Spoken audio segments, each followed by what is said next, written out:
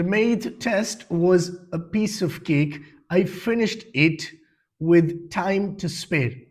रियाजी का टेस्ट तो बच्चों का खेल था, मैंने काफी वक्त बचाकर इसे खत्म कर लिया। इस सेंटेंस को अगर आप गौर से सुने, मैंने दो सेंटेंसेस का इस्तेमाल किया, एक इंग्लिश में फिर इसकी ट्रांसलेशन भी कर दी। तो इसमें मैंने एक इडियम इस्तेमाल किया which is a piece of cake, and this is our today's idiom. A piece of cake का मतलब होता है something which is quite easy to do, which is very easy to do. मतलब जब हम बोलते हैं उर्दू में भी के, तो मेरे लिए बच्चों का खेल है, it is a piece of cake for me.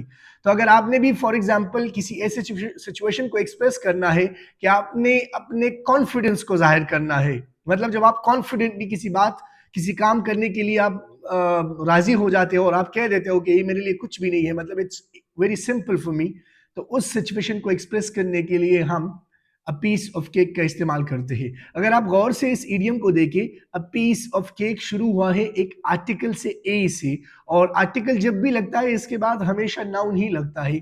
तो पीस क्या बना, पीस आप हमारे पास नाउन बन गया। तो अ पीस ऑफ केक एक नाउन वाला इडियम बन गया जिसको हम नॉमिनल इडियमेटिक एक्सप्रेशन कह सकते हैं, और इसका मतलब ये बनता है कि इसको आप सेंटेंस में नाउन की जगह लगा सकते हैं। या अगर आसान अल्फाजों में आप समझना चाहते हैं तो is, am, are, was, were, will be और शल बी, इन सबको कहा जाता है नॉन एक्शन वर्ब्स। ये इस तरह के वर्ब्स होते हैं जो सेंटेंस में एक्शन शो नहीं करते, जिसको हम बी फॉर्म ऑफ वर्ब्स भी बोल सकते हैं।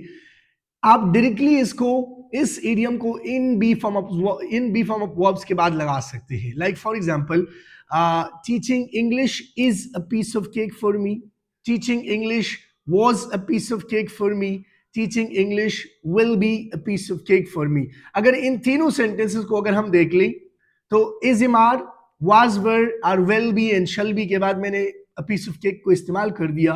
Now it's your turn to use one in the comment below. Thank you for watching our today's lecture.